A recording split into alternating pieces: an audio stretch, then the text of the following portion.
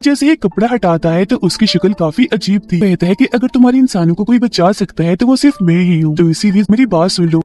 Film की शुरुआत होती है मॉस्को शहर की एक होटल को दिखाने से, जहाँ पर एक लड़का ओलेग अपनी नई दोस्त के साथ बातें कर रहा था। अपनी तारीफ करते हुए बता रहा था कि मैं एक आर्मी ऑफिसर हूँ, मेरे पास बहुत पैसा है। ये सुनकर उसकी दोस्त काफी मुतासिर होती है। ये कुछ वक्त और साथ गुजारती है और जल्द शादी करने का फैसला करती है। खैर एक जगह एक प्लेन अभी उड़ान भरता ही है कि तभी अचानक उसका इंजन काम करना बंद कर देता है। सभी लाइट्स बंद हो गई थी, जिसके बाद प्लेन भी सीधा आके जमीन पर गिरता है। यहाँ पता चलता है कि न सिर्फ ये प्लेन बल्कि पूरी दुनिया के हालात अचानक खराब हो गए हैं। बिजली से चलने वाली चीजों ने काम करना बंद कर दिया है। सारी लाइट्स धीरे धीरे करके बंद हो जाती है और पूरी दुनिया ब्लैकआउट हो जाती है। मतलब लाइट ना होने से अंधेरा छा गया। लेकिन पूरी दुनिया में अभी भी कुछ जगह ऐसी थी जहाँ पर बिजली मौजूद थी, जिनमें एक मॉस्को शहर भी था। मॉस्को शहर में टीवी पर चल रही खबरों में बताया जाता है कि हमारा राब्ता पूरी दुनिया से कट गया है। किसी को भी कुछ पता नहीं चल रहा था कि शहर के बाहर के हालात कैसे हैं, और न ही बाहर वालों को पता था कि उनके शहर में अभी बिजली है। ओलेग भी खबर देख रहा था। उसे लगता है कि शायद ये टेररिस्ट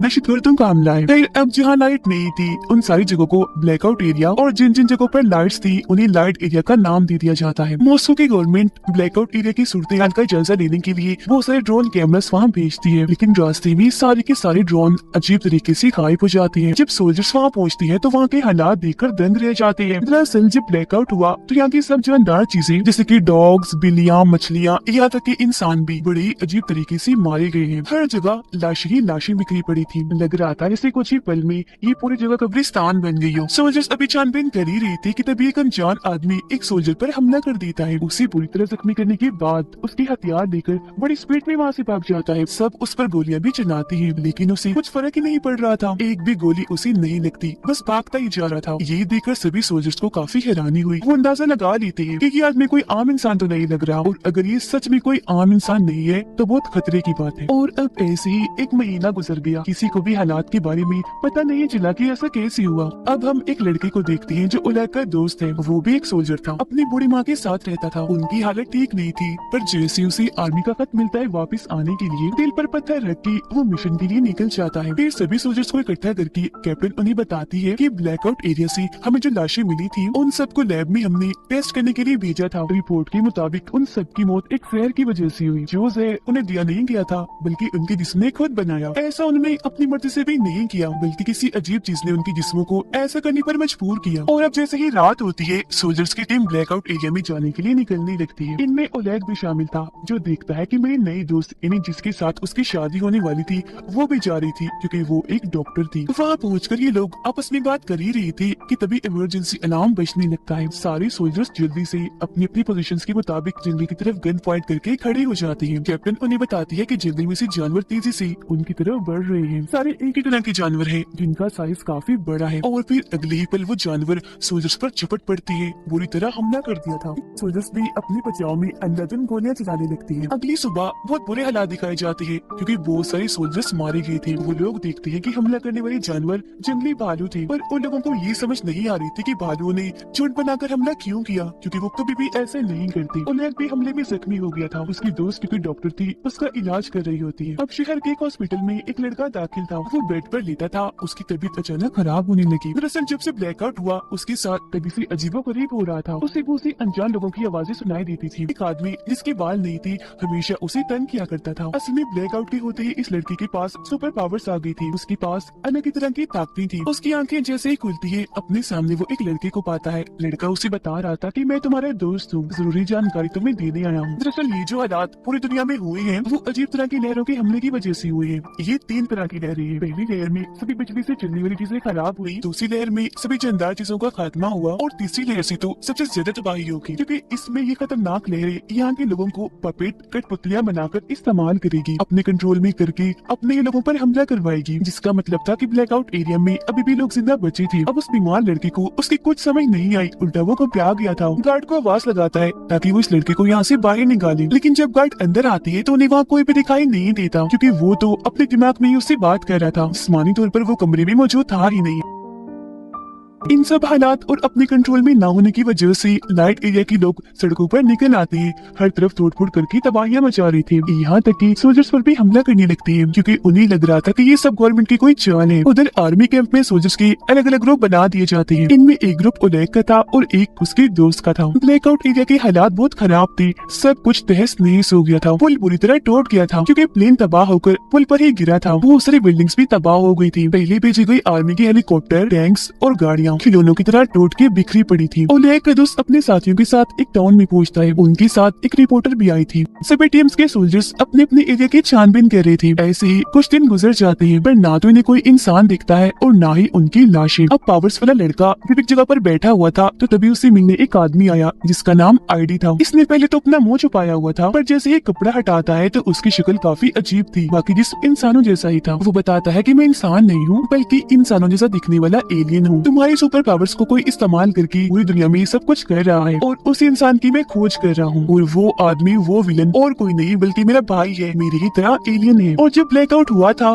तुम ब्लैकआउट एरिया और लाइट एरिया के बीच में फंसे हुए थे। यही वजह है कि आज ये ताकतें तुम्हारे पास हैं। लड़का कुछ समझ पाता है इससे पहले ये कैप्टन और उनके सोल्जर्स वहाँ पर आ जाते हैं, आईडी पर गन तान देते हैं। लेकिन चालाक आईडी कैप्टन के सोल्जर्स के दिमाग को अपने कंट्रोल में कर लेता है, जिससे सोल्जर्स को कैप्टन दिखने लग जाता है आईडी और आईडी दिखने लगा था कैप्टन। मतलब रूप बदल के दिखने लगी थी, जिससे होता ये है कि सारी सोल्जर्स असली वाले कैप्टन पर ही गन तान देते हैं। आईडी कैप्टन को कहता है कि अगर तुम्हारे इंसानों को कोई बचा सकता है तो वो सिर्फ मैं ही हूँ, तो इसीलिए जरा शांत होकर मेरी बात सुन लो जो मैं बताना चाहता हूँ। ये सुनकर कैप्टन उसे इंक्वायरी रूम में ले जाती है। आईडी उससे बताता है जैसे आप लोग अपनी इस प्लेनेट जमीन पर रहती हो, हम भी ऐसे ही अपने प्लेनेट पर रहते हैं। हमारी ये खूबी है, काफी साल गुजर जाने पर भी हम बूढ़े नहीं होते और न ही मरते जब तक कि कोई हमें मार ना दे। जल्दी हमारे प्लेनेट का सूरज तबाह होने वाला है, इसीलिए अब हमें एक नए प्लेनेट की तलाश है। और क्योंकि तुम्हारे प्लेनेट को चुना गया इसीलिए मुझे और मेरे भाई को यहाँ भेजा गया ताकि हमारे बाकी लोगों को यहाँ लाने के लिए हम जमीन को अच्छे से तैयार कर दें। सबसे बड़ी बात, जमीन पर सभी पुरानी चीजें जैसे कि पिरामिड जैसी चीजें 2 लाख साल पहले हम एलियंस ने ही बनाई थी। और हाँ, मैं अच्छा हूँ, मेरा भाई बुरा है, वो आप सबको खत्म करना चाहता है लेकिन मैं नहीं चाहता कि वो ऐसा करे, मैं उसे रोकना चाहता हूँ। अगले 48 घंटों में हमारी काफी बड़ी स्पेसशिप जमीन पर आने वाली है और उससे पहले मेरा भाई ब्लैकआउट एरिया के इंसानों को पपेट यानी कठपुतली के तौर पर इस्तेमाल करेगा तुम्हें लोगों का खात्मा करने के लिए। यानी उस लड़के ने तीसरी लहर की जो बात बताई थी वो सच थी और वो लहर आईडी का भाई ही बना रहा था। कैप्टन उसकी सारी बातें सुन तो लेती है पर उसे यकीन नहीं होता। दूसरी तरफ ओलेग के दोस्त की टीम को अपने एरिया में एक जख्मी बच्चा दिखता है जो बहुत ही अजीब बर्ताव कर रहा था, गुस्से वाला। ये लोग उसकी मदद करते हैं, सवाल जवाब करने लगते हैं जानकारी लेने के लिए। लेकिन तभी बच्चा एक सोल्जर की गर्दन में चाकू घुसाकर बहुत बुरी तरह उसे मार डालता है और हद से ज्यादा गुस्से में आकर कंट्रोल से बाहर हो गया था, जो देखकर ना चाहते हुए भी ओलेग के दोस्त को बच्चे को गोली से मारकर उड़ाना ही पड़ता है। ये देखकर रिपोर्टर काफी घबरा गई। अब जैसे ही रात होती है, ब्लैकआउट एरिया की वो सारे पपेट जो आईडी के भाई के इशारों पर नाच रही थी सोल्जर्स की सभी टीम्स पर हमला कर देती है। सोल्जर्स भी अपने बचाव में उन पर अंधाधुंध गोलियां चलाती है। पपेट्स की तरफ से भी लगातार हमला हो रहा था तो दोनों साइड से एक काफी बड़ी जंग छिड़ जाती है। ओलेग के दोस्त के बहुत सारे लोग मारे गए थे। मदद के लिए वो आर्मी कैंप की तरफ गन चलाता है। उसके अलावा सोल्जर्स के 2 और ग्रुप ने फ्लेयर गन चलाई, जो देखकर आर्मी कैंप वाले बेचारे परेशान हो जाते हैं कि अब हम किसकी मदद को जाएं। इस सारी सूरत हाल के बारे में जैसे कैप्टन को बताया जाता है उसे यकीन हो जाता है कि आईडी सच बोल रहा है क्योंकि उसकी बातें सच साबित हो रही थी। कैप्टन के पास और कोई रास्ता नहीं था तो आईडी की मदद लेने के लिए वो राजी हो जाती है। आईडी कैप्टन को कहता है कि मेरे भाई को ढूंढने के लिए हमें पावर्स वाले लड़के की जरूरत पड़ेगी। मेरे भाई को मारते ही मैं सभी इंसानों के पपेट को कंट्रोल करके रोक दूंगा। फिर कैप्टन आईडी को लेकर आर्मी बेस पर पहुंचती है। उधर अचानक से ओलेग की दोस्त की टीम पर बड़ा हमला हुआ जिसमें एक एक करके सारे सोल्जर्स मारे जाते हैं। सिर्फ 2 ही लोग बचते हैं, ओलेग का दोस्त और रिपोर्टर। पपेट की तादाद काफी ज्यादा थी इसीलिए वो बाकियों के पास जाने की कोशिश करते हैं ताकि साथ मिलकर उनका सामना कर सके। आईडी पावर्स वाले लड़के को ध्यान लगाने का कहता है, मतलब ख्याल देखने में उसकी मदद कर रहा था ताकि लड़का ये देख सके कि आईडी का भाई कहाँ है। कुछ ही देर की मेहनत के बाद उसकी लोकेशन पता चल ही जाती है जो एक काफी बड़ी बिल्डिंग की छत थी और वहीं से वो सारे पपेट्स को कंट्रोल करके सब करवा रहा था। वो निकल ही रही थी कि तभी उन्हें पता चलता है कि पपेट्स ने लाइट एरिया पर भी हमला कर दिया है, जिसका मतलब था कि तीसरी लहर का असर शुरू हो गया है। तो इसीलिए वक्त को बर्बाद ना करते हुए कैप्टन आईडी के साथ वहाँ के लिए निकलने लगी। पावर्स वाला लड़का आईडी को कहता है कि मुझे तुम्हारे भाई ने देख लिया है, वो मुझे मार डालेगा, तो प्लीज मुझे भी अपने साथ ले चलो। आईडी जवाब देता है कि नहीं, तुम इधर बेस में ही महफूज हो, वहाँ तुम्हारी जान को खतरा है, यही रहो। ये कहने के बाद वो कैप्टन के साथ निकल जाता है। वो लोग बेस से अभी थोड़ा दूर आए ही थे कि आईडी के भाई को पावर्स वाले लड़के की लोकेशन पता चल जाती है, यानी कि इस वक्त वो आर्मी बेस में है। उसे मरवाने के लिए वो अपने बहुत सारे मिसाइल भेजता है। बेस के सोल्जर्स मिसाइल को रोकने की कोशिश करते तो है, पर कोई फायदा नहीं होता क्योंकि वो बहुत ही ज्यादा थे और कैप्टन की आंखों के सामने ही उनकी पूरी आर्मी बेस तबाह हो जाती है। बदकिस्मती से सभी सोल्जर्स पावर्स वाला लड़का सब मारे जाते हैं। ये देखकर कैप्टन को बहुत गुस्सा आया और दुख भी हुआ। वो आईडी पर गन तान देती है, कहती है कि तुम ये सब पहले से ही जानती थी,